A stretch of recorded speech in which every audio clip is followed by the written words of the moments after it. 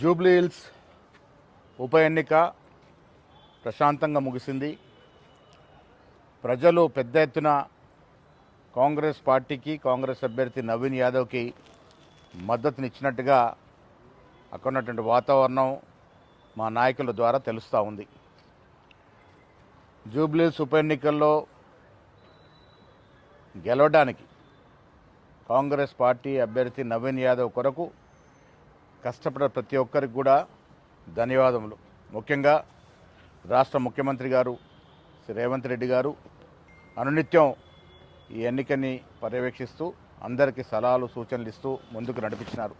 అదేవిధంగా ఉప ముఖ్యమంత్రి బట్టి విక్రమార్క గారు, గౌరవ మంత్రివర్యులు, శాసనసభ్యులు, శాసనమండలి సభ్యులు, కార్పొరేషన్ చైర్మన్స్, అదేవిధంగా కాంగ్రెస్ సీనియర్ నాయకులు, మహిళా కాంగ్రెస్, యువజన కాంగ్రెస్, ఎన్ఎస్వై సేవాదళతో పాటు వివిధ డిపార్ట్మెంట్ల యొక్క చైర్మన్లు అందరూ కూడా ఈ నెల రోజులుగా ప్రజలకి మేమిచ్చిన అభివృద్ధి సంక్షేమాన్ని చెప్పడంలో విజయవంతమైనారు.